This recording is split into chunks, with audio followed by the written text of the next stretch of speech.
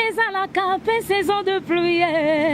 Tanga moyes à la cape, tango bouton zalio. Bon, la Léli. Kin vrai.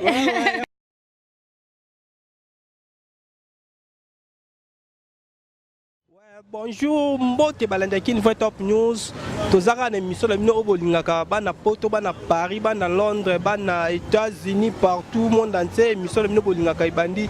Lelo eza jour ya fimbu na fimbu. Et tolo bada ya fimbu, bino so webiga ya léopard. Fimbu na fimbu eza ke micro baladère et continue kotambola we bara pronostic ya batune bakangi babika fimbu na léopard. Ouais, tokutani na papa la biso appel la TV ni na léopard. Bonjour ya. Bonjour. Kombo nani balanda kin voit top news bazolanda yo. Kombo nanga nani Willow nazape sportif. Bon en tout cas pronostic nanga eza ke no to gagner ata 5-0. 5-0. 5-0 au sepeli na cha babi wana. Bon en tout cas Kabananga acha bi. Nani Bolingi Mpangi acha pe bi. Nani Kebano soki keno akozala wana a pointe vraiment acha pe bi. Bino wa mutema mabe vela mboka batu 5-0 te vraiment na moment wana tozali vraiment qu'il a fallu que no to fongola ba mitema to cha babi ebele poto leka. C'est bon, merci, bonne chance. Ok, ça va. Nous avons le micro baladère et autant pour la moko la moko. Tu écoutes un peu sous la léopard toujours fimbu. Bonjour Yaya. Bonjour. Kombo nani balanda qui ne va top news balanda bino. Ça va, qu'on a Joe Mayamba. Joe Mayamba. Oui oui. Ouais, ah toi la pronostic. Au bon léopard combien? Bon, bango tellement de messages dans bango, to bête bango ya gravité moi 3 kaka ici nango. 3 kaka ya pam. To bête bango 3 kaka ya pam. Bon. Et ça balle, et ça match, tu es bien noté. Oh, à Bango, oh, à Bissou, tu es Bango, ça va dans 3 kaka. Yaya, bon, il y a bon léopard combien? Ngai état que congolais, on dit que pour les amboka la Bango. Bango, ba rotia biso moko. Bango, ba rotia biso moko, batia. Mais rotia la Bango, souka, on biso to gagner. Bango, so batia moko, biso to chemi sat. So batia mi balé, to chemi 6. Donc, ceux qui bango batia mi balé, to double en donc, si biso to doubler photo les Bango kaka. Ba rotia pour zamboka, ba biso to gagner match. Merci Yaya, ndenge pour la Congo, babi toujours fimbu la fimbu, Congo fimbu. Ouais, ne tolobera ke miko baladère et tambola moko la moko to kutande ko na biso babi toujours fimbu la fimbu. Bonjour Yaya. Ah bonjour. Bonjour, ko bi maman boye, oboko bombelongi te, obangani, obangali opa. Ah, na bangelo te. Pronostic le match na nini poto e banano. Le match à léopard. Match à léopard.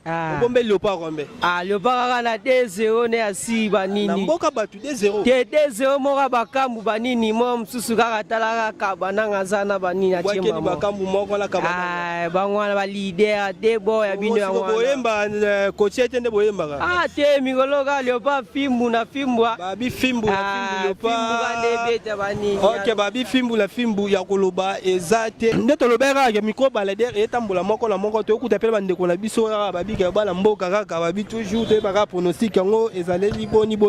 Bonjour Yaya. Bonjour ndeko na ngai. Kombo nani balanda kin voit top news balanda? Ngai Eric Abea. Oui léopard abeta lelo. Oui, tous ans sur ma casse et puis tous a bien préparé, tous espérer que tu gagnes un match na biso zone. Ouais, pour na yo pronostic ya léopard mon ondine. Et donc selon ngai peut tu gagner 1-0 car tu gagner 1-0 car. Tu gagner 1-0. Oui. Na mboka batu vraiment. Te quand même équipe na biso eza bien fort, penza ata mboka batu bien, to betara bien, équipe na biso eza bien, ba jouer bien. Pour les fimbu wana bo betara braza nini, bo beta fait Tunisie fimbu. Tunisie pa ozo fimbu lelo penza, ozo fimbu ezara, ozo ngoka. Yo lingi bi wana moko to gagner, yo lingi na chango. Bien biso te ba jouer na biso so ba beta bien kaka pona ngai entre firmer mobile na Cédric Bakambu ba tiara Cédric Bakambu ba kiselo ka ba chance belé ba biga yo ndefo marqué obe soki yo ratango mobile muta ochango. Oui bonjour. Kombo nani balanda kin voit top news walanda yo. Kombo nanga Joe Kwami artiste peintre Joe Kwami. Bon ebi ke journal lelo to sana esengo makasi obi journal lelo vraiment esengo to ya mobulu non ya mobulu. Vraiment esengo bo ezalate. Match le betemte me yo yo ane sengo pona yo pronostic le pas ezani 1-0 kaka. Donc 1 bazo lala na 1. Donc 1 kaka balali. Fimbu ino okebeta ndako. Vraiment ndako ba to beta ba fimbu. Le soke salamate le lo salama. Ba bloko na banga ba korana bloko papa. Le lo vraiment 1 bazo zo fimbu pe to zo zonga na sengo yo ebika kini. Ba biga e bora système ya visa clair ba bi fimbu la fimbu e kipete. Ba bi akune ratakate. To lo bera léopard fimbu na fimbu na léopard part babi ba GT bonga mo pe pronostic na ngai na mipesi pronostic 10-0 babi 10-0 babi équipe m'a fait marquer et babi a coach benge benda zana yebe côté na yebe mo ko bois ki ta moko 10-0 balobi eza après match ou eza avant match après match pe bolanda ba pronostic o biso na sto pronostic ko eba à suivre.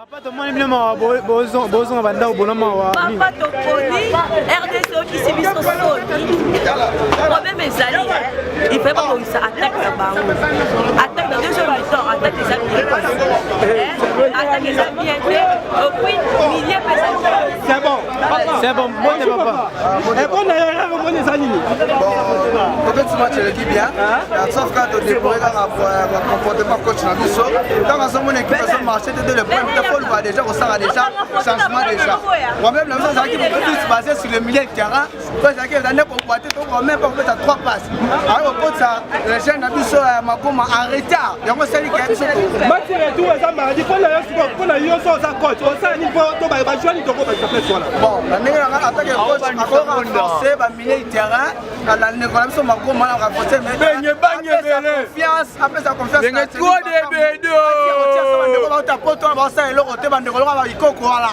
a même sur latéral on va vous asimate atia solo ko abeta so place wala po